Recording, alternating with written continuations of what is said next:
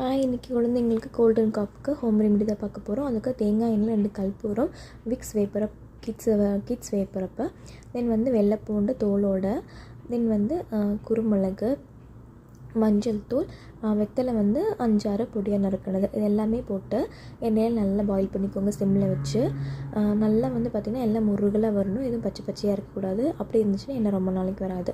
தென் ஒரு ஏர்டைட் கண்டெய்னரில் போட்டு வச்சுக்கோங்க. தேவையானப்போ வந்து சூடு பண்ணி யூஸ் பண்ணிக்கலாம். நான் எப்படி யூஸ் பண்ணுறவங்ககிட்ட காட்டுறேன். ஒரு கார்த்திகை தீபத்தில் வந்து வெத்தலையில் அந்த எண்ணெயை தடவிட்டு நல்லா வாட்டிக்க போகிறேன்.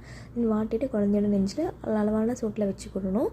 அப்புறம் வந்து கழுத்து, காது, கால் மடக்கு, காலோட உள்ளங்காலில் எண்ணெய் தேய்ச்சி விட்டுட்டு சாக்ஸ் போட்டு விட்டுருங்க.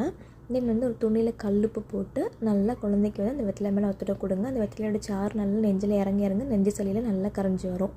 இந்த மாதிரி ட்ரை பண்ணி பாருங்கள் ஃப்ரெண்ட்ஸ். தேங்க்யூ.